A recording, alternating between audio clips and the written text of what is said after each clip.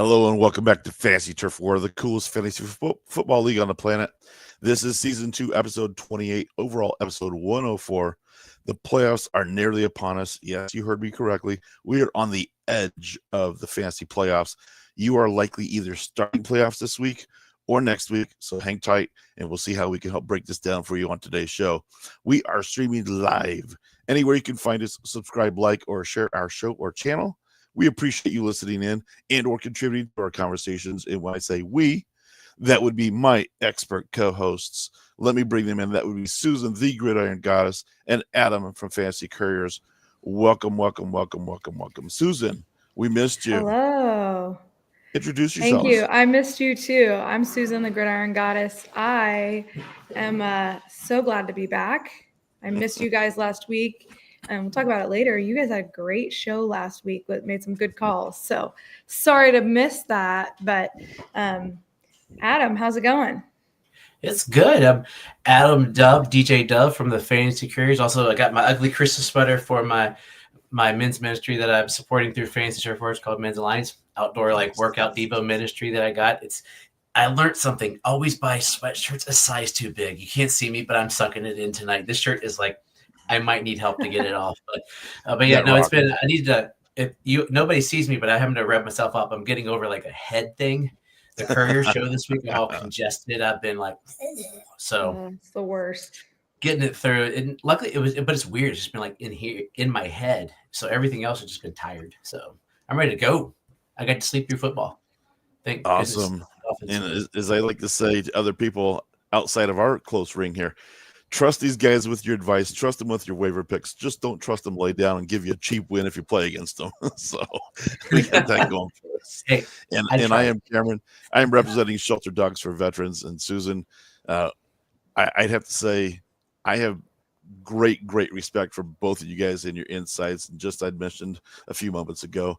Last week we did have a lot of fun. We analyzed 6 key games with major playoff implications. So if anybody goes back and listens to last week's show, you're going to find several things that we were completely spot on with. Just some of those highlights: a high-scoring game between Dallas, Detroit, banking on Gibbs to have a big day, and he did. Jackson and Houston's defense shutting down their opponents. Green Bay assuming control of the NFC North, containing the running game and forcing Caleb to throw. And yes, he looked as bad as I expected he would. And then Philly, a team with an identity issue. We talked about that, but they had the wiggle room to lose, and they did, and the Cowboys lost. So that's why they had some of that wiggle room.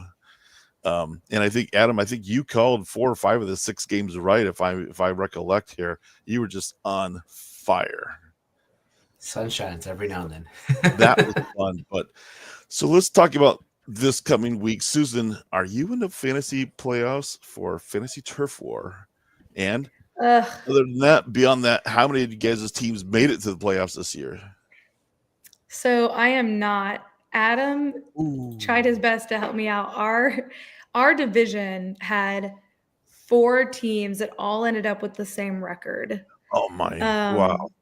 Now those 4 teams, so I ended up losing this week. I needed Adam to beat the other person so that we would end up with the same record, and his team did it. He helped me out, but unfortunately my team crapped the bed.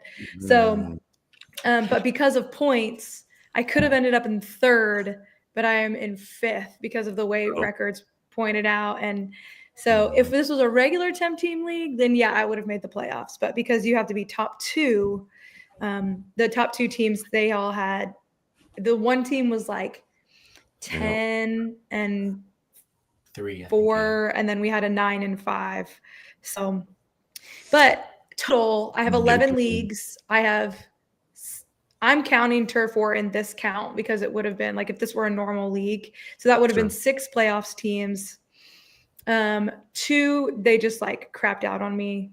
And then one of them was Scott Fishbowl, which has all that crazy scoring and it's all flex leagues. And I just drafted wrong, So me and Debro from Fantasy Pros were 11 and 12 in our division of the Scott Fishbowl. So I was in good company down at the bottom. But yeah, some leagues they give you an award for being worse.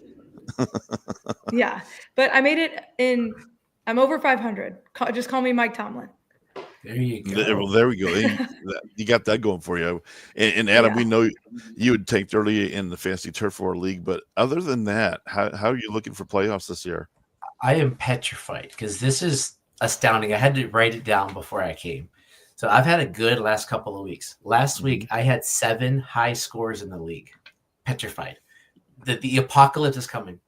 I said 15 games every week because one league you get 2 games. And in that league, I got eliminated because of stupid Saquon Barkley. We tied. If I hadn't tied, I would have made the stinking playoffs. Ooh. So I missed the playoffs in that one. Scott Fish, I was in the playoffs, got wiped out. Turf War, my team, talk about terrible. Like, I have a good team. These teams that got eliminated are just the hard luck injury teams. And I had an auction league that I got eliminated in my work league. But then I got 9 playoff leagues. I only have 2 games next week because the week after that I got 7 teams that are either the 1 or 2 seed. They get a bye week. So it's nice. In 2 weeks, I'm going to be like, I just lost everything. It's going to be the worst Christmas ever. Boom. I lost everything. Done. All over. It'll be like you played Alvin Kamara a few years ago. That was my championship game loss. I played against Alvin Kamara with one of my better teams, but my teams aren't coming on the way they're supposed to. So they're getting healthy where they need to get healthy. And my good teams are getting where they need to go. And my only fear right now are my quarterbacks named Lamar and Tua, but we'll talk about that. Yeah. Ooh, yeah. I mean, outside of Fantasy Turf War, I'm making playoffs in 2 of the 3 other leagues that I'm in. I decided to play ride or die with some of my veterans, and they died.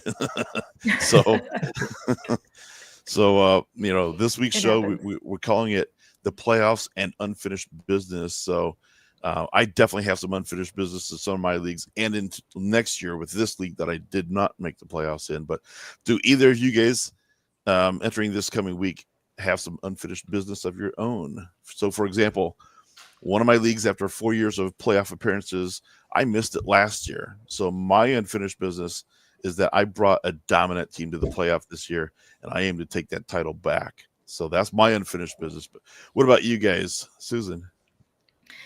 I have one league that I'm the commissioner in, and I took over the commissioner role, and I was the champion last year. And this week for me was win and in, and I did it. And so, because it was 6 and 7, we were playing each other, and I went in, and I can't imagine I'm going to make it to the championship, but like, if I can do it again after barely making it, like, nice. Let's go. I got a bit of bad news. I eliminated my wife from the charity league. the Fantasy Couriers Outrageous League we were playing. And it was funny because we were sitting in the car looking at stuff, and she was supposed to just crush me. And then and that was with her forgetting that Brock White played on Thursday because she had him in there as a filler. And she was like obliterated. Then her team just totally pooped the bed because I was like, oh, man, I'm toast. My wife's going to knock me out. That'd be great because the winner of that league gets to come on our show. But actually, I have 2 leagues. That one league where my team is just so good, and last year just died in the playoffs, and my team is just dominating the league. But the big league is one called the Bourbon Bowl. They're both dynasty leagues, but in this dynasty league, I went from the terrible drafting, just building up this team. And I have this team that's been good, and I've made the playoffs, and I am basically a bridesmaid. I have so many second place finishes that they joke. Yep. Like that's the joke. And then last year I would have won the championship, but the dude put off some ludicrous trade towards the end to get Saquon just to roll through the playoffs, or else I would have beat that. Gosh. It was just so this year I had to. In leagues, that's the league where I was going to get Danny Dimes. Thank goodness I didn't. But in another league, the other team that's really good, I had to do a trade to get. I didn't need them because my team's so good to get Drake London and Josh Jacobs. So the second place guy didn't get Drake London and Josh Jacobs. Like they're just sitting there on my bench. But the Bourbon. It's one of those. I'm not the best team this year because my team has fallen a little bit, but I'm peaking that way. I have Devontae Adams and Puka. So I'm getting the touchdowns and the yards. Nice. So that kind of a team that I could still do it, but I'm a little scared. Yeah, I'm the commissioner in 3 of my leagues, and the week before playoffs, I always go through and outline what is everybody's combination, what needs to happen to get into the playoffs. For me, it's fun to kind of break it down for everybody, you know, and we had a lot of situations just like you, Susan, is like win and end kind of thing. And I feel bad for some of the people who've had good seasons in our leagues, and now they're faced with a do or die situation as well. Yeah, I'm just glad that in the league that I did not make the playoffs, that I don't have to worry about next week, because we go 15 weeks the regular season, because I would have to play my wife, and I'd hate to either be knocked out of the playoffs or knock her out of the playoffs if that were the case. But that decision was taken from us by a bad beating by one of my friends in our league. So, oh boy, week 14, not a good time to lose, guys. We talked about it the last couple of weeks. Not a good time for anybody. Not having CMC, I'm sure it was rough for some teams. Oh, you know what? In Fantasy Turf Wars last year, bye week, Mixon, I had on my team, as well as King Henry. Week 14. It's like, really, guys? The same. I think 14 last year was a bipocalypse. Yeah. I think there were like was it Patriots? 4 or 5 teams. It was crazy. I think there were like at least 3 or 4 teams on bye last week. Yeah. You know, and speaking of bye weeks, that was when they were good. They had Tyreek and they should do a better job in the NFL of breaking these things out, you know, who's playing where and the whole bit. I mean, because you should not have to wait until week 14 to have a bye week, no matter who you are, you know, or you should not have to have a bye week 5 either. I mean, that's way too soon, you know.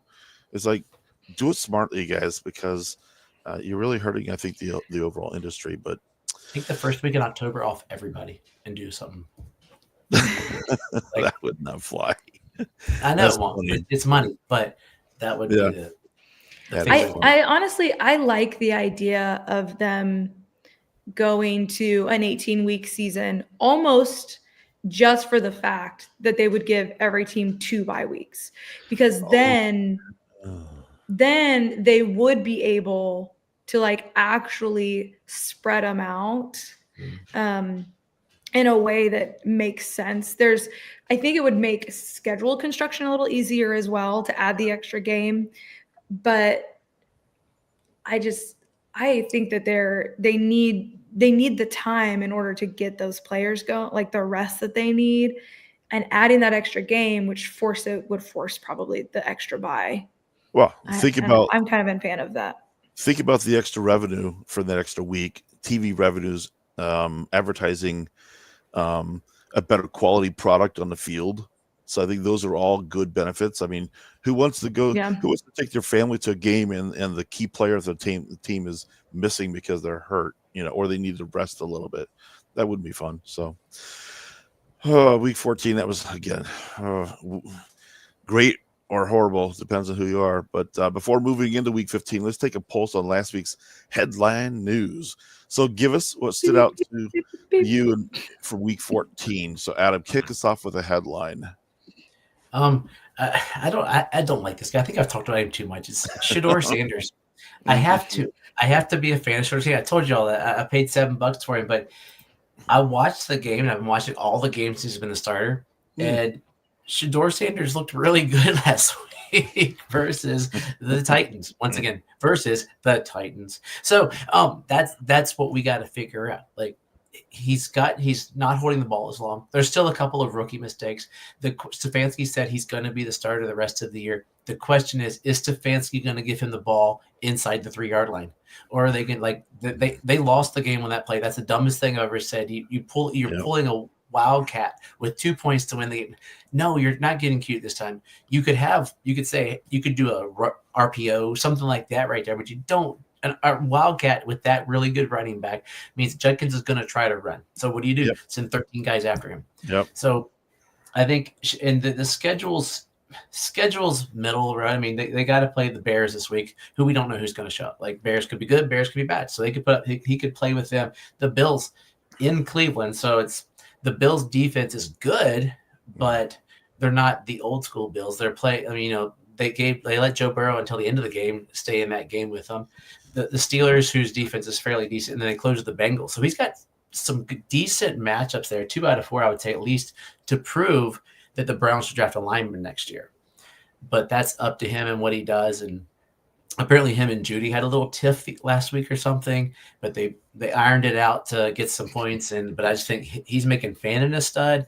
And if that connects, you got the rookie connections. You got 10 years there with him. And man, I pray that happens. I did start him over Tua. Yeah.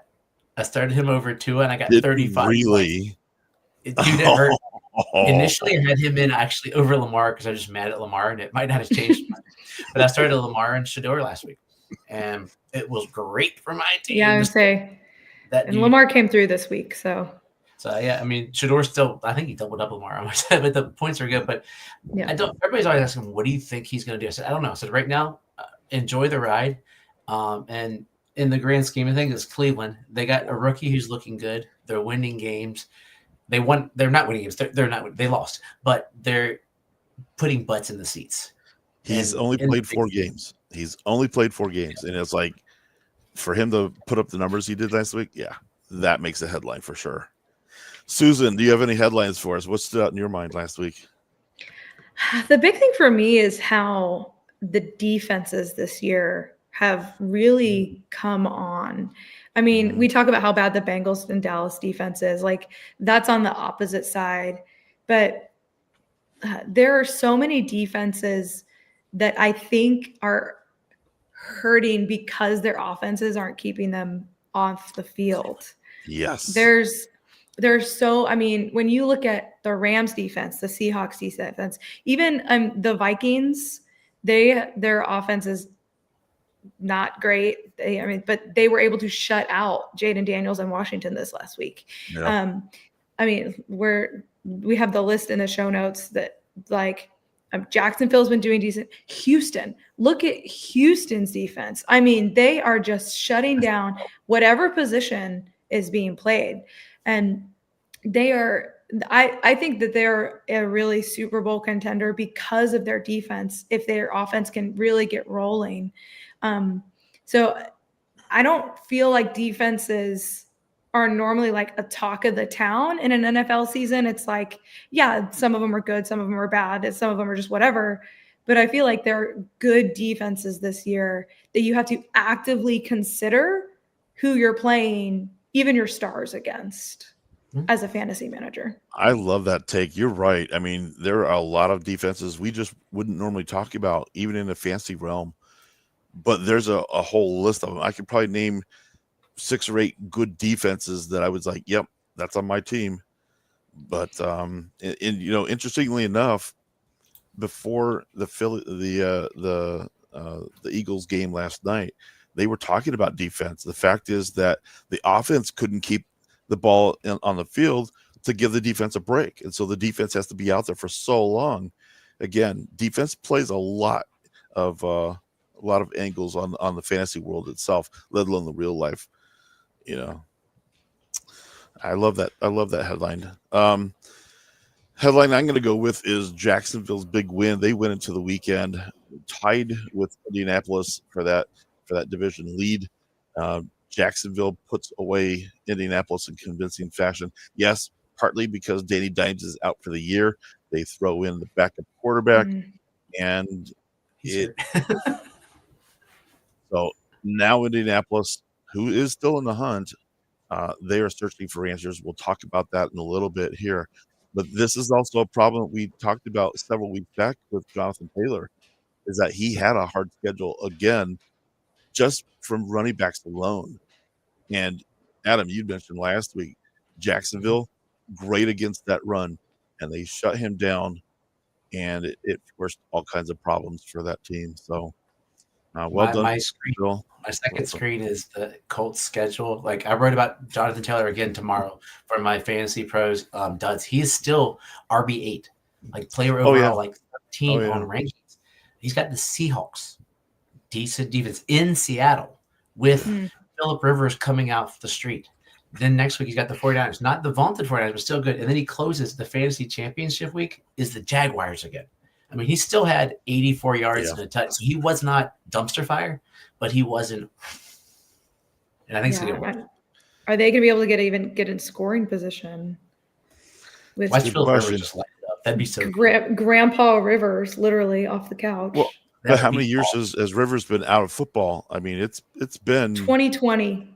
Yeah, it's been a number of years. I'd be surprised. I heard the stat I think I heard the stat on a podcast today. I think he last played in 2020. I will fact check. I will fact check myself, but I think that's what it was. Wasn't he there before? He was there.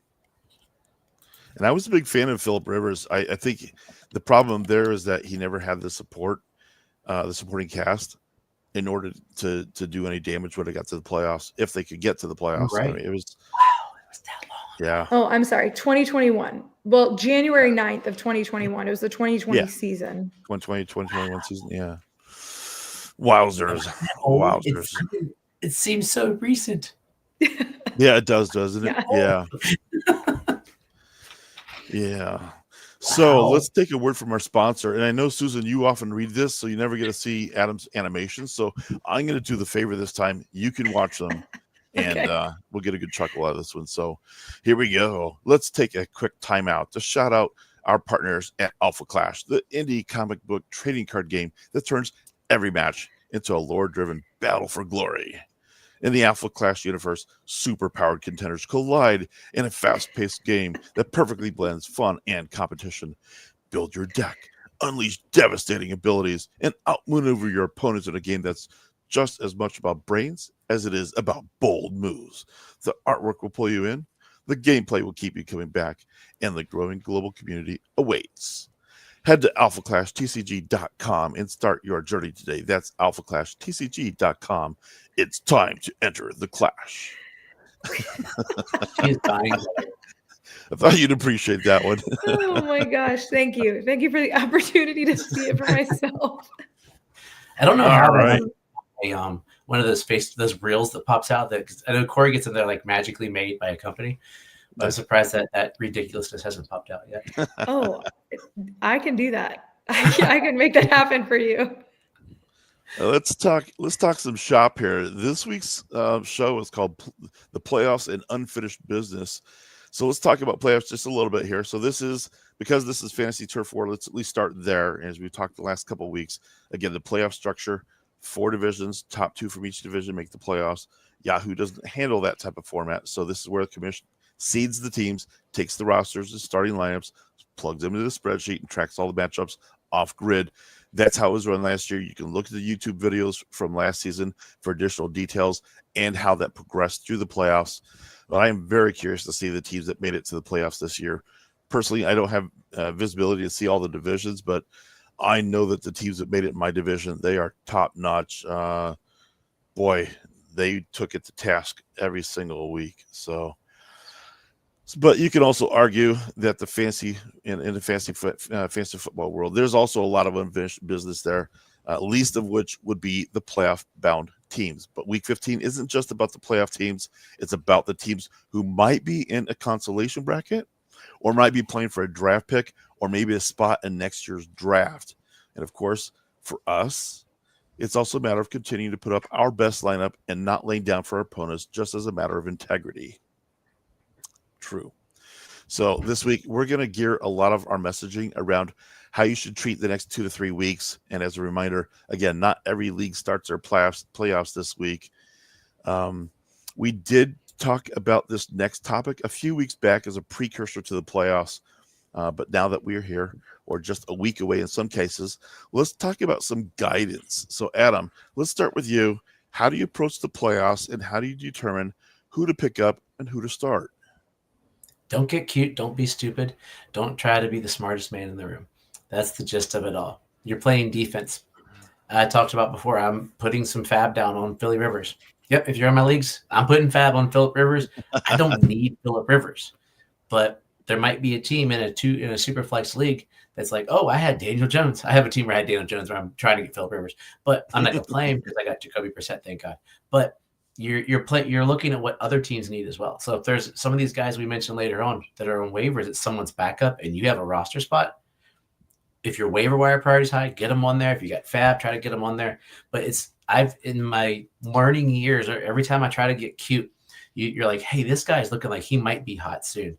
And you're in the playoffs. Yeah. You made the playoffs with this team, and you're like, oh, I'm going to get some guys we're going to mention later on off the waivers. I'm going to start this guy this week. You better be 100% sure that guy is 100% going to be what he is, because you don't want to. It's a gut feeling. It's a burning feeling for a year. If you go out trying to be cute when you should have just played, ride the horse that got you there. I would rather lose starting Lamar Jackson than lose with Lamar Jackson on my bench going bonkers. Yeah, fair enough. And starting or something, Great advice. And Susan, you've been giving great advice to people all season long, especially for those who may not have as much awareness or experience when it comes to fantasy football league play, let alone the playoffs. There are probably a lot of fantasy team owners out there who just are getting to the playoffs for the very first time. What words of wisdom do you have for anybody who's playoff bound? Adam gave several really good points in there. And so like ditto to what he said. But what I want beginning players to remember is this: 70% of making the fantasy football playoffs is skill, and 30% of it is luck. Those numbers reverse come the playoffs. It is 30% skill and 70% luck. I don't want new fantasy players who've made it to the playoffs, which is an accomplishment in and of itself, to be disappointed if something happens this first week because suddenly you've lost CeeDee Lamb. Now he's progressing nicely through the concussion protocol. We'll see what happens. But because you got an injury, because Danny Dimes went down, and that's going to affect the team that you had, none of that was in your control. And so don't beat yourself up in this game we play being like, ugh. Just remember that if you're a new player, making the playoffs is an accomplishment. And like again, this is a game. This is fun. Most people aren't playing in money leagues or whatever. So enjoy the ride. Be proud of yourself that you made it to the playoffs, and just keep playing the game to play the game. Set your lineups, even once you're out. Keep setting your lineups. Enjoy it. Watch football to watch football at that point. I love that. You guys always offer up such great advice here. And some of my advice usually comes from a lesson learned or a pain point that I've experienced in the past somewhere. And I could have easily gone off on a tangent of, well, they're your starters all season long, or when they fail you, a knee-jerk reaction. Now I'm not going to play them. Example, I played AJ Brown and Justin Jefferson last week. Oops, I probably had better options there. Knee-jerk reaction might tell some people, well, then I'm not going to play you now. Well, you can't take that approach of knee-jerk reaction. I think you really have to look at the matchups for every roster position you've got. Look who's available on your own roster. Don't make any assumptions about them. Another thing that burns a lot of people, check the weather forecast. That might impact the gameplay. And especially this time of year, you've got teams playing outdoors versus indoors, north versus south. Things like that. That also affects what perhaps that gameplay is going to look like. Look at the trends of your players over the last several weeks. Some of the things we've talked about on this show, week in, week out, has been opportunity. Are your receivers and tight ends getting targets? Well, that's a good thing to see.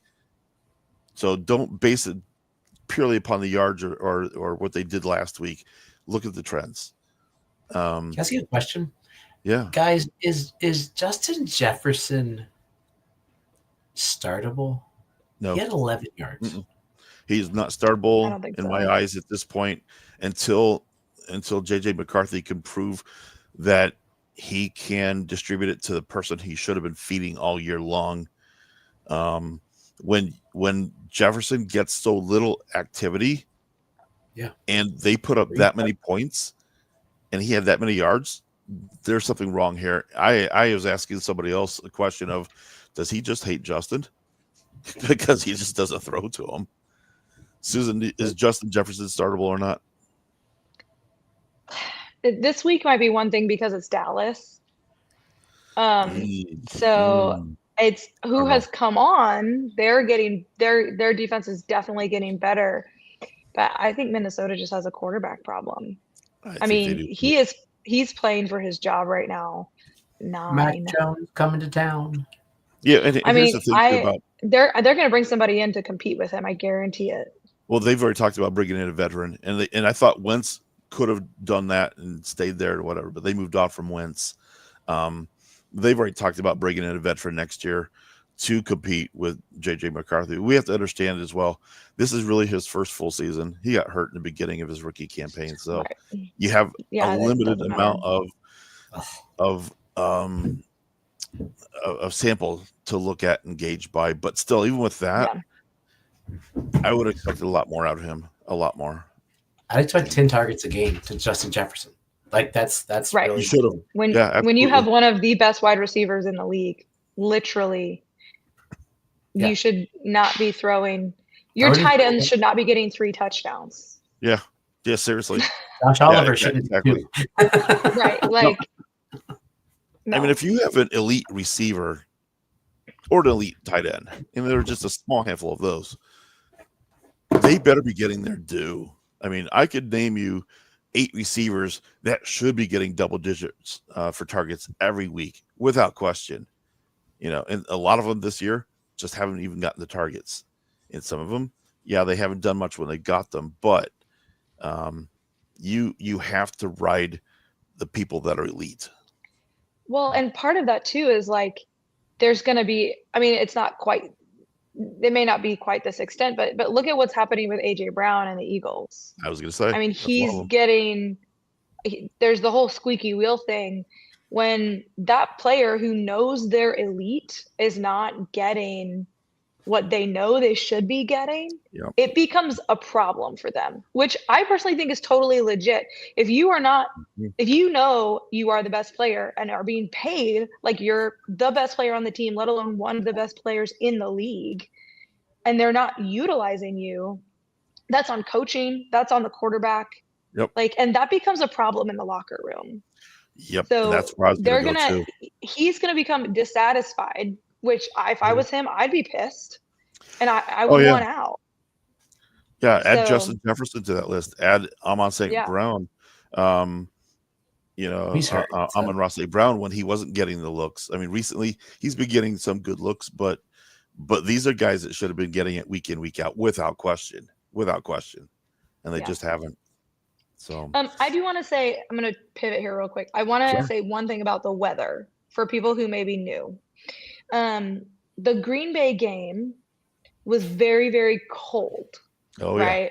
Like 18 degrees or something. Yep. Generally, cold and rain do not, like normal, just a little bit of rain is not going to affect football play. What is really going to start affecting things is wind. If things are really windy, or if there's like a blizzard or something, obviously. Now the Bills game, beautiful, wonderful snow game. Like that was great, right? But what you're really looking for with weather, the thing that you really want to pay attention to is, are there going to be high winds? At that point, that's when passes are going to start being affected and things like that. I don't know, what game was it? Oh, it was that. Okay, the trivia question that we had, there was about 12 men on the field legally. Yep. Mm-hmm. Literally that next week that happened because it was so windy. Yep. And so I only knew what was happening because of our trivia question that week. I was like, oh, that guy's allowed to hold the ball. This is the only time. Because it was so windy, the ball wouldn't stand upright. But now, anyway, sorry. No, these are really great points. And if it's rain or snow, it generally does favor the offense in terms of running game and receiving. If there's wind, then not as much on the receiving side, unless you have somebody who just got a bullet, for an arm. Running backs love snow. Remember the Eagles game the other year? It was like so much snow. It was I forget who the running. It was before Saquon. Was it Swift? No, it was before that. It's a couple years, but it was Marco Murray, maybe. No, it was the guy from Miami. I gotta look him up now. I'll blurt it out in a second. You go with the next thing.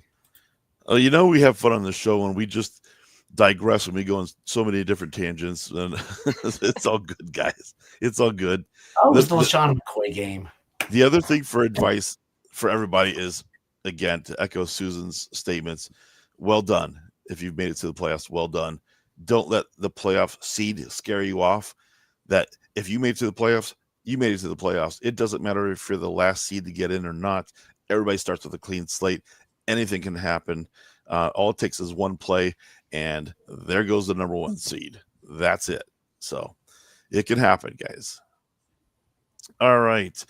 So for week 15, any fantasy football owner is likely to play whoever their best player is in each of those positions. But we're going to also do something a little different today, as we often do on this show. Of the top 10 projections in each of the skill positions for week 15, we're going to go through and take a look at who we're most concerned about. We're going to start with the quarterback position, and I'm going to read through who those top 10 people are for projections for week 15.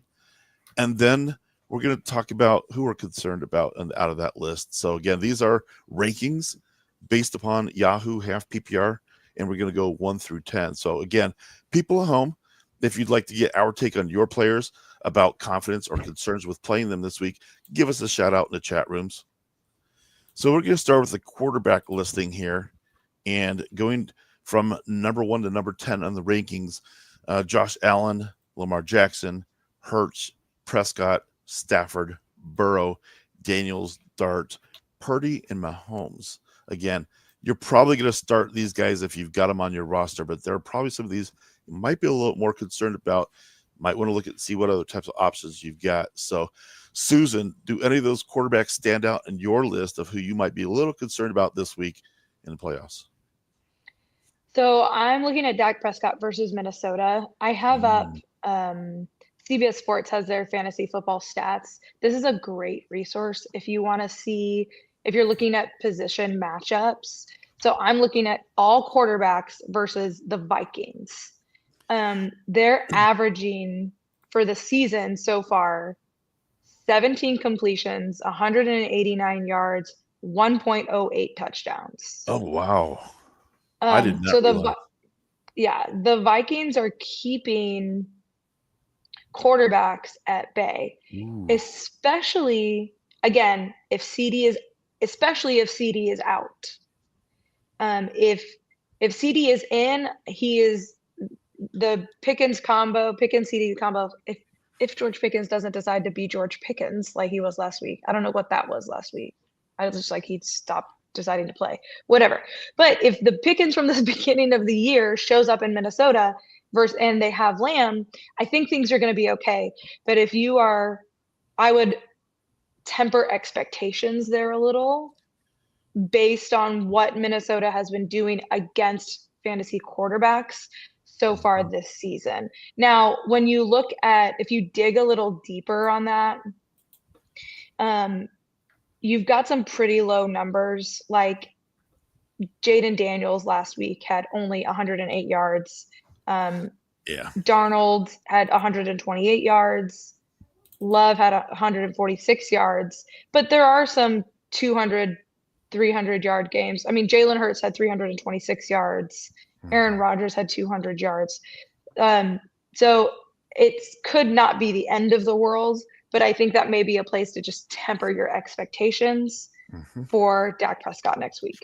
What a great stat that was. Thanks for bringing that, Susan. Prescott, a little concerning there. Adam offers up somebody you think might be a little concerning to play.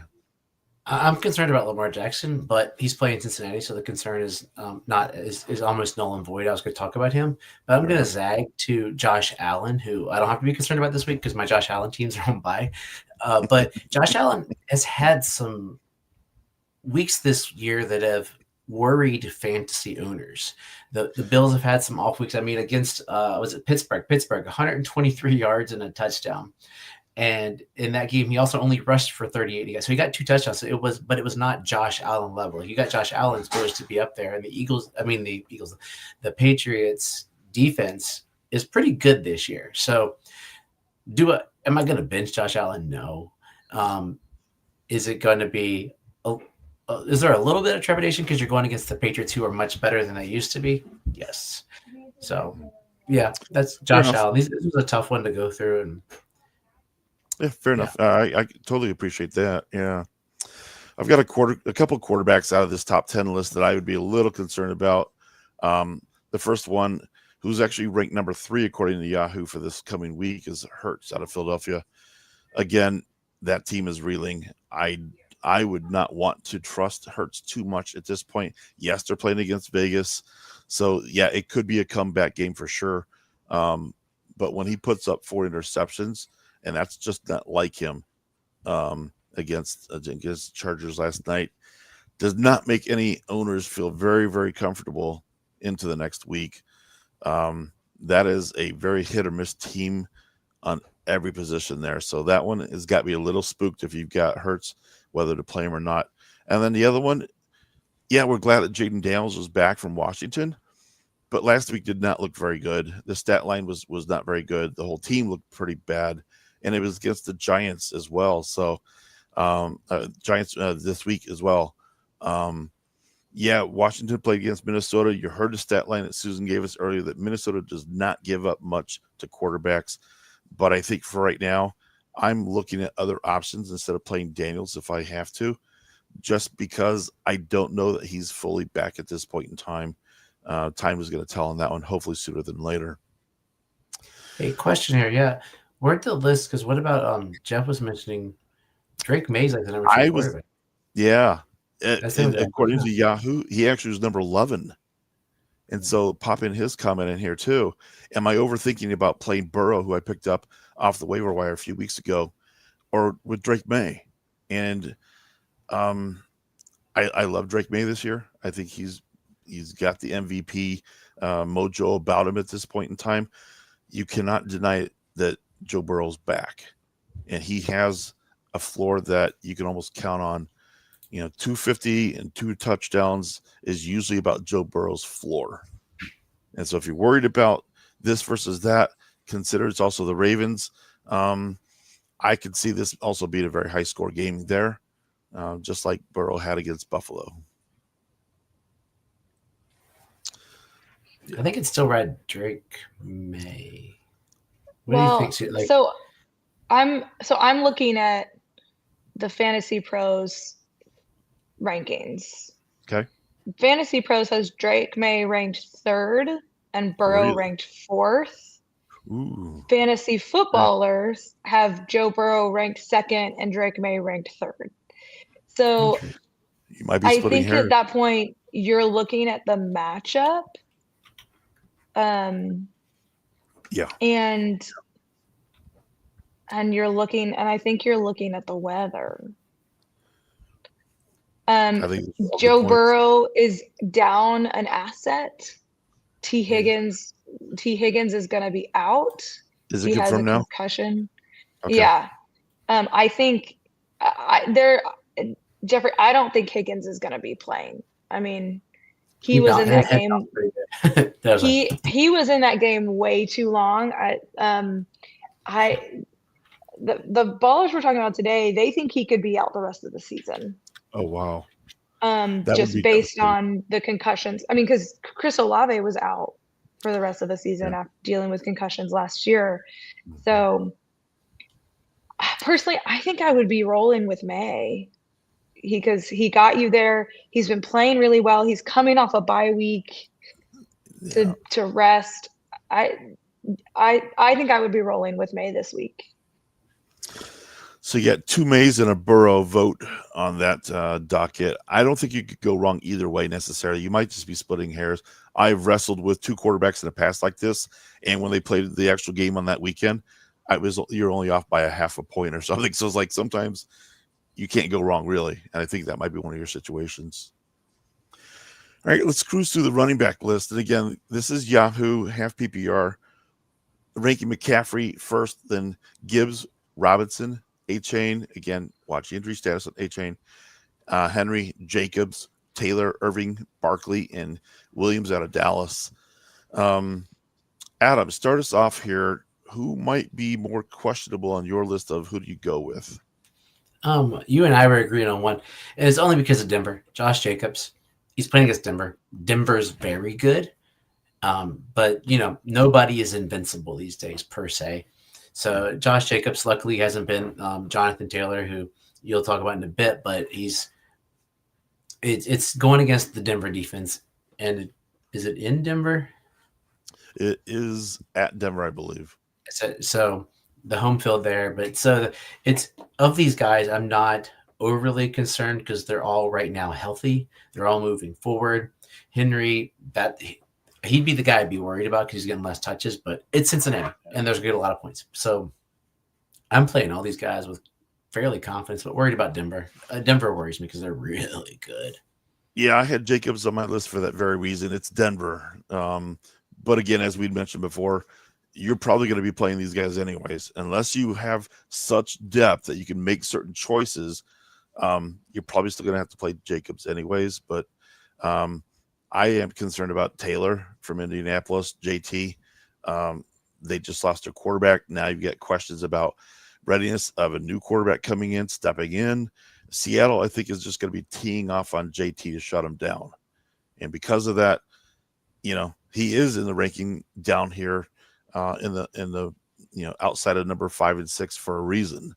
So I would probably be tempering expectations around that, but you're still going to play him regardless.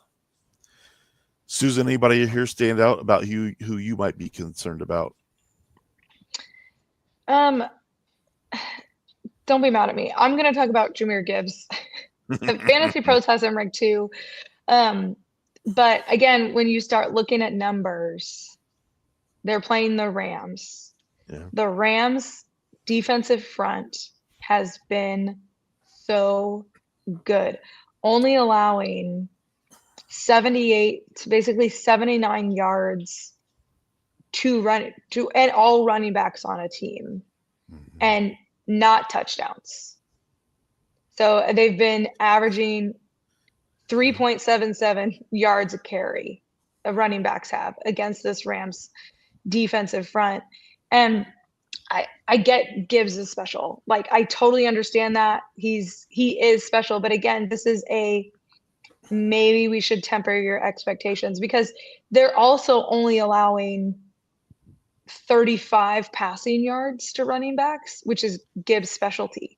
Oh yeah. Like he was, sometimes I think this week he lined up outside like a receiver at one point with Montgomery in the backfield.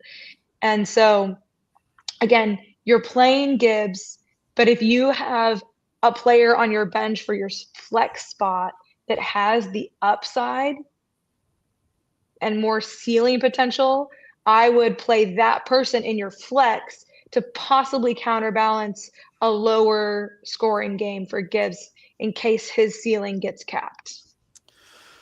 I like that philosophy, and I use that all the time.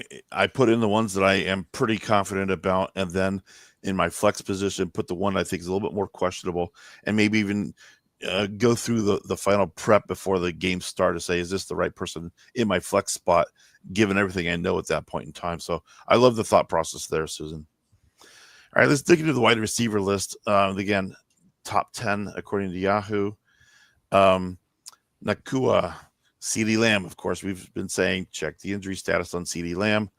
Chase, Amon St. Brown, JSN, Pickens, London, again, potential injury situation. Collins, Adams, and Rice. So, for the life of me, and I look through those top 10, and outside of the injury considerations, there isn't a single one out here that I wasn't uncomfortable with. If I had these guys on my team, oh yeah, I'm locking in, I'm loading these guys. Notably missing are some of the elite people from even last year that we were just talking about earlier. You don't see names like AJ Brown or Justin Jefferson in here. Oh no. And you would think you'd see those guys in the top 10 at least week in, week out. But here, I'm good with everybody on this list. If you've got them, I'm playing them if they're healthy. Susan, does anybody on this list stand out in your mind of maybe you should think twice? My only concern is Rashee Rice. The Chiefs have a problem. And I know everybody they're like, oh, finally, the Chiefs aren't good. But for fantasy players, that's a bad thing, right? Yeah. The Chargers have done pretty well. The Chiefs played the Chargers week 1, and Rashee Rice wasn't on the field. No touchdowns allowed, and only 195 yards between all of the receivers. They're averaging 120 yards for all the receivers, half a touchdown per game. So with something is broken right now in the Chiefs offense, including for Rashee Rice. So he would be my one concern. Adam, I know you've got thoughts about that Dallas game. Talk to us. More, I just put Lamb and Pickens because some weeks one shows out, one doesn't. So if you have one and you got to almost hope the other one doesn't. So if I've got a team with Lamb, I got a team with Pickens, and they can't. There are times when but they haven't seemed. There's been a couple, but they haven't seemed to be like here. Like you look at Nakua and Adams, as Jeffrey was pointing out, Adams is almost like a touchdown or bust kind of guy because some of his weeks he has like 2 touchdowns. Oh, she'll leave it up longer, I guess. He had like 2 touchdowns, like 38 yards or something crazy like that. Yeah. Whereas like sometimes like Pickens just isn't there. So I'm just assuming that they both play if they do play or whatnot. It's just a matter of which guy. Because you're playing them because of where they are. It's a matter of which guy is going to cream to the top. Or you got that hope that they should both, because that's just such a good offense. And them two, Ferguson, Williams, they could all eat. And literally, as good as that offense is, they could all score a touchdown every game. I really think Dallas's offense is that good. Well, I thought it was almost a coup that they even picked up Pickens. Pickens was an alpha in Pittsburgh. Well, we know CeeDee Lamb is. I wasn't sure how those two blend together, being on the field at the same time. And you're right. You could potentially have great games, but usually it's one or the other has an outstanding game, and you just don't know from one game to the next who it's going to be. And just when you think you figured it out, then they switch it up on you. So, yeah. All right, let's move on to the tight end list. And again, chances are, hopefully, you've got one of these top 10 tight ends, because if you don't, you might just be scrapping for some points here. So again, you're probably going to be playing whoever you've got in this top 10 list if you've got them. And we're going to start off at the top with Bowers, of course, McBride, of course, then Kittle, of course. Then we go into Strange, Andrews from Baltimore, Warren from Indianapolis, Ferguson, Fanning, Kelsey, and Johnson from New Orleans. Susan, any concerns about these tight ends? I mean, it's a tight end, so yeah. Except for Brenton Strange. We know you love Brenton Strange. I we do tossed like that in there for you last week. What a strange pick for Susan Half. No, not really. I guess the biggest one is, Cameron, you marked this down too, is going to be Tyler Warren versus Seattle. Yeah. Losing Daniel Jones, he was the target hog, right? From Daniel Jones, he was getting so much. I did see a joke from the head coach, I think, that said something about how Warren could be a quarterback, or he played quarterback in high school or something. Put him in. I can take the points, man. I'll take the points. But he would be the thing with tight end is, unless you've got the top 3, you're not necessarily getting yardage, right? You're hoping for the touchdowns or whatever. So I would just be worried about the touchdowns for Tyler Warren with whoever is at quarterback being able to make drives to an end zone and feed the rest of the receivers on top of that. Yeah. Adam, you've got some thoughts about who you might be a little concerned about this week. Oh, it's Brock Bowers and Jeffrey, who's been a good commentator, agrees with me. He said, I can't understand how McBride is not number 1. He's the safest player. McBride is basically a wide receiver this year. I agree with Jeffrey. Yeah. Targeted, whatever. But Brock Bowers, he's had 2 good games this year. Let's be 3. We'll give him 3. 3 good games this year. The rest of it, I mean, he's the reason that team I said didn't make the playoffs to play 2 games a week, because I drafted Brock Bowers in the 4th round. I thought I'd be cute because I wanted to say Brock Bowers, say it really manly and macho. And I'm not doing that again. Heck with him. I mean, I should have known Geno Smith. But yeah, okay, there could be. But he's just not consistent. He's not consistent, successful. He's getting 8 targets last 2 weeks. He's got a 13, a 12 target week, but he still has Geno Smith throwing the ball, and that's always a concern. Whereas McBride, we know he is locked and loaded. That student, I think, just typed in that it is versus Houston. That would be the only concern with McBride, but I think they're still going to try to sling the rock and probably some garbage time in there. Maybe, I don't know, but Bowers still scares me because he just He's going to be a guy on my list of people that made me mad this year. I think you touched upon it for the reason I would think that Bowers would be on that danger zone list is Geno Smith got hurt and they threw in a backup. But then the inconsistency factor with Bowers, it's like, yeah, I don't see. He's got the talent to be number one. It's not his fault they're not throwing to him, but it still doesn't make you the number one. But these, again, are projections going into week 15 of how they think that it might produce. I don't know. I'm not sold on Bowers either, but yeah, Susan touched upon this earlier with Warren from Indianapolis, so I'm not going to hash that one again. But yeah, I do have a share of him in the playoffs coming up here, and yeah, that's concerning. That I don't know what's going to happen. But the one I really wanted to talk about was Mark Andrews from Baltimore. Last season, he just balled out the last half of the year. And right now I'm bawling. I'm just absolutely crying. It's like, dude, really? And he got his first catch with 2 minutes left to go in the game. Really? Really, Lamar? Really? This is a good tight end. He should be getting at least 5 or 6 shots every game without question as a floor. And so for him not to get the touches and they gave it to Likely instead, there's something wrong there. Andrews, he got 30 million. It doesn't matter. Yeah. Yeah. He just got the bag.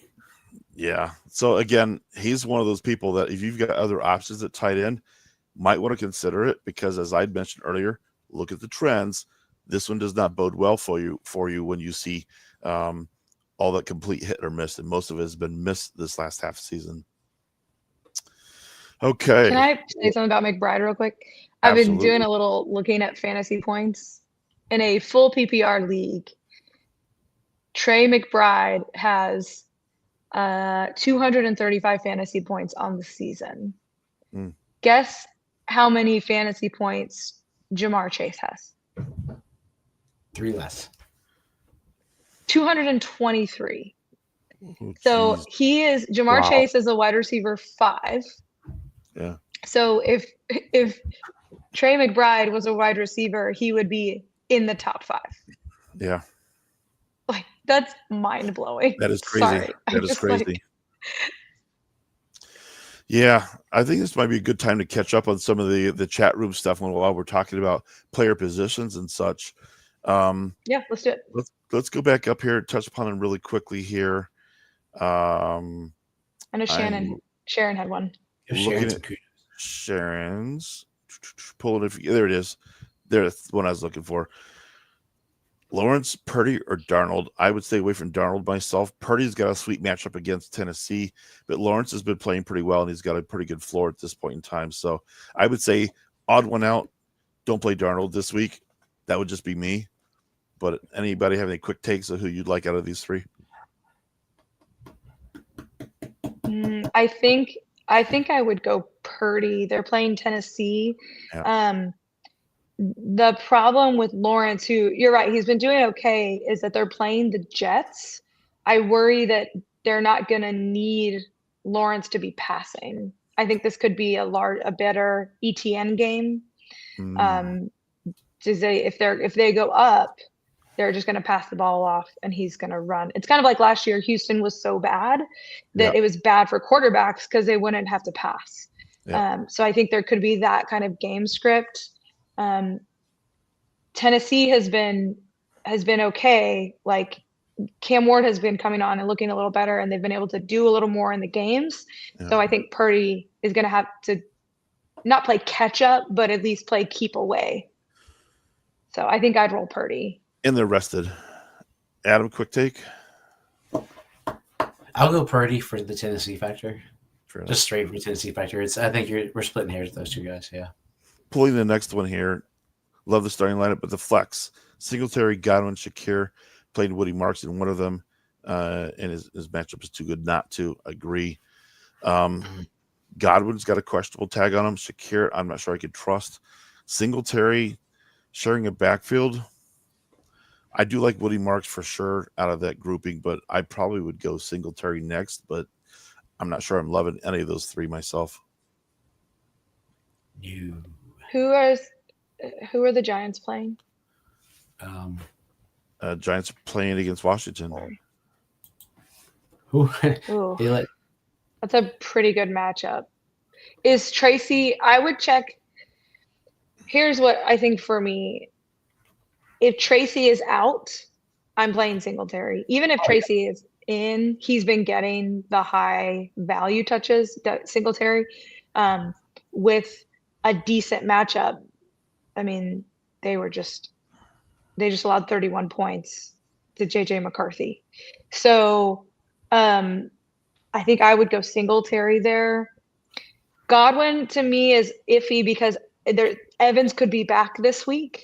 And so then it's good for Baker if Evan comes back. I don't know that it's great for Godwin if Ibuka can see what's figuring out how to catch again. Now, to be fair, it's not all on him, but and then the Buffalo receivers are hard. They're hard to predict. I would go Singletary and then Shakir and then Godwin. That would be my order of play, I think. Same here. I think if Tracy plays, so I've been trying to sit here and see if the updates, I haven't read any updates recently because there's not been a lot for him. If Tracy plays, it's Shakir. If Tracy doesn't play, it's Singletary because he's got the backfield to himself. So like Godwin's, I've lost all trust in the guy I used to love for PPR magic. I think Shakir, there's going to be a lot versus the Patriots, so I give him a lot of ground, so he'll probably dink and dunk. So if you're PPR, man, you're rolling. So that would be my idea there. Cool. Got one more I'm going to pop in here. It's a playoff question for my QB1. He's got Brissett. All right. But he's also got Young, Stroud, T-Law, or Williams in the waivers. My initial thought is Brissett's got a pretty good floor. So does T-Law. Houston is the problem. Yeah. I would not go Williams whatsoever on that list. It's CJ Stroud or Brissett for me. Do you ride the horse you brought to town, or do you go against the Arizona defense? That's the question. CJ Stroud's got Nico. He's got Higgins. So it's one of those. Brissett giving us a floor. I'm probably willing to go with that. But T-Law's been having a floor the last 3 weeks. Talk about that later in the show too. That's a toughie. That's that defense. I'm not going to go Young, and I'm not sure I go Stroud either. I'd love Stroud to put up those kind of numbers he has rookie season. Just haven't seen it yet this year consistently. Oh, that's hard. That's just I think you take CJ Stroud, you take Brissett, and you put them each on one side of little Jimmy, and you make a choice. That's all you got. Yeah, the Houston defense scares me. Yeah, that's what a lot. I think I might go. I think I would go Stroud. All right, and as always, we appreciate everybody chiming in on those questions for us. We love those things. So let's start heading to the waiver wire. No more bye weeks. The only players that have gone bye for this week. Or for the remainder of the season. We've seen some of those now too. Although our show title includes unfinished business, the depth of some of the injured players might put you in the classification of completely finished. Yeah, I'm guilty there too. So if any of these players are on your rosters, pay close attention to them. Have a backup plan heading into week 15. Some of the ones we were talking about, even already today, Daniels from Washington, his quarterback. Want to make sure you're clear on this. Jaden Daniels from Washington, and then Danny Dimes. Danny Dimes is gone for the season. Herbert and his hand, there was some impact last night. You could see Tyrod Taylor, Geno Smith, and then Leonard or whoever they get from Indianapolis. Again, interesting quarterback situations to watch there. The running back side, A-Chain, Chubb, and then Benson now is going to be on IR for the rest of the season. So not very many on the running back side to be worried too much about. On the receiver side, you've got a lot, and these are impactful. CeeDee Lamb, Drake London, Metcalf, Higgins, Odunze, Godwin, and Pierce. There could be some ramifications on your teams for those guys. Just keep watching the statuses on those guys as we head towards the weekend. And then a short list on the tight ends. Pitts from Atlanta and Otten from Tampa Bay. So And So that's just to clarify, these are people who have a questionable tag right now, at least the questionable or right? worse. Yeah. Yeah. So some of these guys, just be aware, like they're questionable right now. Pay attention to Thursday, Friday, because sometimes Wednesday's Yeah. fans. the ones that popped up to me, sorry, like HN, he's questionable right now, but they're saying that he's going to play. So Yeah. just make sure that you take, make sure that you take all those names and are paying attention to what actually happens the coming week. So Yeah, and this goes back to caveat making no for everybody assumptions. out there. Don't assume that they're going to play or don't assume they're not going to play. Do due diligence on these things. Make sure you know what the status is, what time of the day do they play, which day do they play, and then make decisions from there. So for our picks from the waiver wire, that might be they might be what you need to fill in some of those blanks. Or as I call it this week, I'm headed to the playoffs. My players are injured. Blankety blank blank blank. And as always, your own situation at home is going to likely dictate who or if you should even pick up some of these players. But Susan, let's start with you and your choices. Who might help finish your roster where you might have some unfinished business? So again, we talked about how T. Higgins is probably going to be out. So I'm going to go back to Andre Yosivas playing in the T. Higgins role. He's still only 19% rostered. Yeah. With T out, he was playing, he got 2 targets and 3 targets, but he'll be back up close to almost double digits, probably 7. I just with a touchdown upside, because he had in week 9, there was no T. Higgins. He got a touchdown. Week 13, no T. Higgins. He had a touchdown. So just, I think, watch out for that.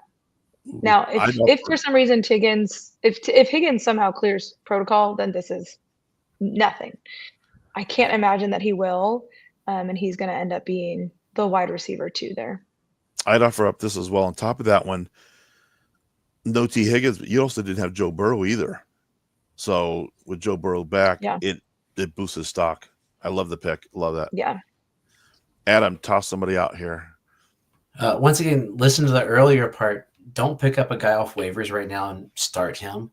Go with, unless you got to be that dire straits. So if you're like the 7, you played that 6 and 7 team because 6 and 7 game because your team barely got in, scrapping it. Okay, cool. You might pull this league winner. You might throw in somebody. One thing to notice, I was on Sleeper and Manungai was only owned in 74% of rosters. If for some reason your league has him, pick him up. I was looking at, I think CBS earlier today, somewhere it said he was on like 40%. I'm like, this is ridiculous. Yeah. He got more carries, I believe, or was close. I forget what the exact stat line, but pretty stinking close to Swift and had him more yards.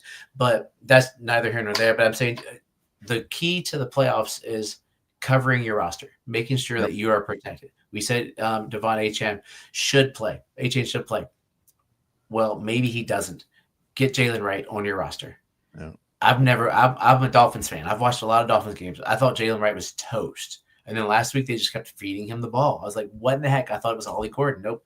Jalen Wright was supposedly a bigger Devon HN when they drafted him. That was the idea. Same kind of speed, same kind of all that. And this week, he finally got to play.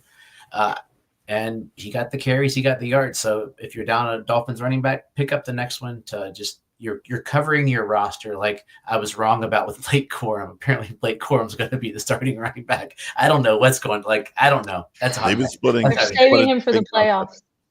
Yeah, whatever. Yeah, it's the same concept. If you've got the A dog on your team, look to see who the backup is. Do not take that chance that you're going to be going down and now somebody else owns the rights to them. Don't do that. Or take your opponents. Exactly. Or take your opponent's backup. Backup. Absolutely right. Nothing wrong with that. Person I'm going to offer up first here is person we featured a number of times here because he goes through the ebb and flow of great weeks in silence. But now talking about Fannin, tight end for Cleveland, if Shedeur is for real and he's going to be putting up numbers, you might want to have a share of Fannin now. If you don't grab him now, you might never get him. So just putting that out there.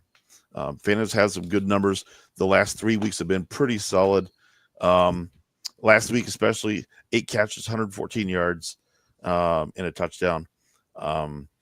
He's had a lot of looks, a lot of targets last 3 weeks. I'm just putting it out there. He's only 40% rostered from what I saw.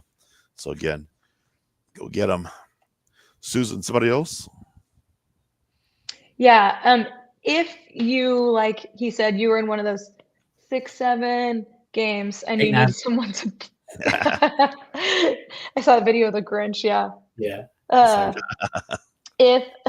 If you need somebody to pick up and play, the matchup is not great and you need but you need somebody to start. You can pick up Chris Rodriguez of the Washington Commanders and start him. He is only 19% rostered on Sleeper, and he's getting double-digit opportunities. He's not getting any catches, but he's getting double-digit opportunities. And he had 41 yards against Denver and a touchdown, which personally, like, Denver was really shutting people down. Mm-hmm. So he's not going to goose you because the workload is there. Yeah. So, and that's really important in, like, this would be for a flex consideration, right? If you need somebody that is not going to give you a 0, where there are some receivers that you put them in, they could give you a 0. Rodriguez is not going to do that because he is right now is the number 1 D-back in Washington. And again, this week matchup isn't so great, but 16-17, the matchup is much better, and you also keep him from an opponent getting him. Yep. And Jaden Daniels is back too. It elevates everybody offensively on that team too, I think. Adam, do you have somebody else for us too? Real quick. Yeah, that was a good call, Sharon. She took Quorum last week. Quick hit. He's only owned in 50% of Yahoo leagues. So yeah. I'm sorry, Sleeper leagues. So if he's there, if they're going to play and play him. Watch once again, it's the covering your team. I'm going to say his name wrong. Ryan Flournoy. Flournoy, yeah. You got it. Flournoy. Yeah, that was it. The new receiver from Dallas. He got 13 targets last week. If CD doesn't play, you're in dire straits. This isn't one of those things where you're trying to be cute. He's 2.9% owned in Sleeper. So you're not trying to go, I'm going to throw him in there to see if I can sneak something in. No, you're getting him on your team if you got CD, and you're going to put him there knowing more than likely Pickens should get up there. I think he gets 13 targets. I don't think so. I think he could probably get like targets, 6 or 7 targets probably. Let's be honest here. 6 or 7 targets, maybe about 60 yards, maybe a touch, because he's had 3 touchdowns in the last 5 games. So he's good for that if CD is out. If not, once again, don't throw him in there. Don't try to be cute. That's called one and done in the playoffs. But yeah, throw him on there if you got CD. If your opponent has CD, once again, do it. We're talking. Susan said earlier, pick him up. I'm picking him from waivers. I'm not planning on using him, but then when you hear CD's playing, drop and pick up someone else. Yeah. Yeah, and the person I would throw out right now is a final potential candidate. Again, if you're in dire straits, you might play him. Otherwise, you might want to stash him for a future week, even though the weeks are getting shorter in the season here. And that would be T-Law, Trevor Lawrence out of Jacksonville. The last 3 games, he's been playing pretty well. He's got a pretty good solid floor for him. He's had 19 plus fantasy points the last 3 weeks. 7 touchdowns, 3 interceptions. But he's got, I think, some decent matchups coming up. Week 15, if you have to, I wouldn't feel uncomfortable necessarily playing him, but they also got a good matchup on week 17 as well. Depends when your playoffs are. I would probably avoid in week 16. But again, you could worry about week 16 when you get there. Let's take care of business week 1 of playoffs right now. Broncos. Ooh. Yeah. The Broncos. Ouch. Yeah. It's like everybody wants to avoid the Broncos. Gee, I wonder why. Yeah. All right. So on our weekly show, we've got a segment called Start and Sit. We've got our little Jimmy coin we flip, and props to Tank Talk podcast for inspiration. Every week, you might have a couple of players you just can't seem to decide on. Save yourself the pressure. We encourage you to use our Start and Sit coins featuring our character called Little Jimmy.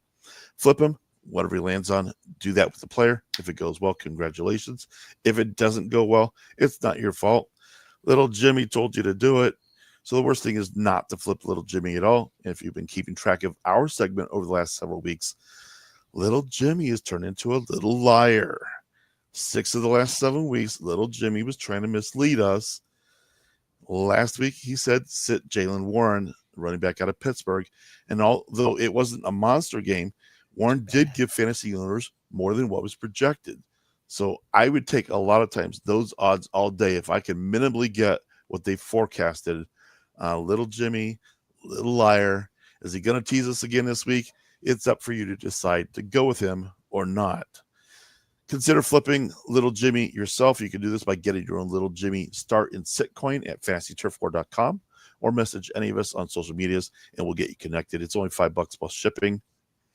And this week, Adam wanted fire. We've got fire for you guys. Shedeur Sanders, quarterback from Cleveland.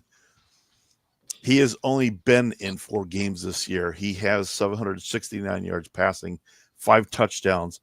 Add an additional 50 yards rushing and a touchdown there too. They are playing at Chicago. Can you believe half PPR only has it projected at 10.41?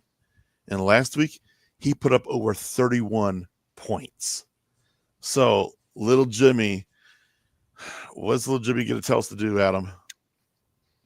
Oh, Little Jimmy's going to lose again. Little Jimmy said set him. On 10.4 points. that's more than joke. I am all over this one like white on rice. Little Jimmy, little liar. You little liar, you. Yes. My gosh. There's Susan, my response, by the way. talk us off the ledge. What are you thinking here? Yeah, no. If you have him, you're gonna want to start him. The Bears are averaging 235 points and 2 touchdowns to quarterbacks. That is right at the category to make. If you're streaming quarterbacks, that is a category that you want to be streaming. Totally doable based on clearly what Sanders is able to do last week. They're also allowing an average of like 25 rushing yards a game. So, and one of the weeks there was like a negative thing. So there are some games where they're allowing definitely some rushing yards to the quarterbacks. So I think Shedeur, I think he could be fine. And I want him to be fine with the defense able to play the way that they are. So I'm going to, if we're going with the projection, I'm definitely disagreeing with Little Jimmy. I think that with what Chicago is allowing, he's for sure in a streaming category, and especially as a QB2. If you're in a QB2, I think it's one of those weeks, isn't it? Did we lose her? She's frozen. Especially in the QB2. If a QB2 league, you're starting him for sure because he's a second quarterback. Hey, you're good. That's exactly what I was saying when it cut me out. Was he's a perfect second quarterback? Yeah, that's what it's going to be for me.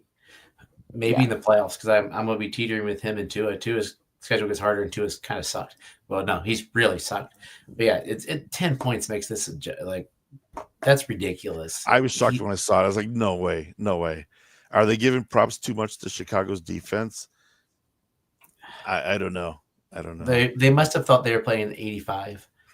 You mean I'm going to see what he's projected to have. I'm going to see what he's projected to have on Sleeper. Yeah, that'd be a good contrast. So, Adam, you're talking about the 85 Bears. You mean the team that had the 5th easiest schedule that year? Oh, okay. Hey, I know what team beat them. That's all I know. We popped the champagne.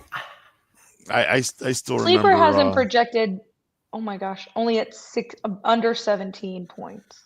Oh boy, Little Jimmy, little liar, you. No way. There's no way he only has 10 points. I think this is obviously going to be good proving ground for Shedeur in his growth. But if even is able to do half of what he showed us in last game, that Cleveland defense can carry a lot of teams. It can carry him as well, I think. Sorry, Little Jimmy, you're lying to us. All righty. Well, I'm looking at the the chat rooms, and there isn't a whole lot that we haven't talked about here. Yeah. Good work all the way around. Thank you so much for all of the input in the chat rooms. We love you for it. I think that's going to do it for this week. Thanks, everybody, so much for joining us. If you feel you got value out of the show, make sure you hit that like button, subscribe, share the show with everybody you know. And as always, tons and tons of fun tonight, guys. My partners in crime, Susan, where can we find you? Oh, sorry, it's only my eye all of a sudden. Right here, my handle for TikTok, Instagram, shoot me a message. My mom life is like really started. We're homeschooling now and all that kind of stuff. So the content itself has slowed down. But if you have a question, I am always happy to answer your questions. Shoot me a DM. They're open. So just because my content is slow doesn't mean that I'm not around. So shoot me your questions still. Adam. Fantasy Couriers, anywhere you listen to podcasts, check us out there. We do a weekly podcast Sunday nights. I think I'm pointing to the right place, right? Right here. Okay, yep. It's funny. It's so backwards. But fantasycouriers.com, I have all of our links on there. You can see I've been terrible at putting my link. I contribute to Fantasy Pros. My rankings are up there, but my articles show up on Fantasy Pros. I put them on all of our socials. I link stuff on there as well. So anyway, listen, we're just having fun. We're getting towards the end of the year. So the next couple of weeks are like next month's like guys we hate, guys we're mad at, guys that were great. Looking forward. We really love Dynasty. Dynasty is our baby. So that's the next couple of months talking about Dynasty and stuff. It's exciting. Yeah, and I'm Cameron, and I am so happy to be a part of you guys' crew. You guys are experts without a question. Appreciate being a part of this every week, and I am here to help support Shelter Dogs for Veterans. And as our Commissioner Corey closes out each week, be excellent to each other, be kind, and until next time, keep moving forward. See ya. See you guys. Bye. Bye.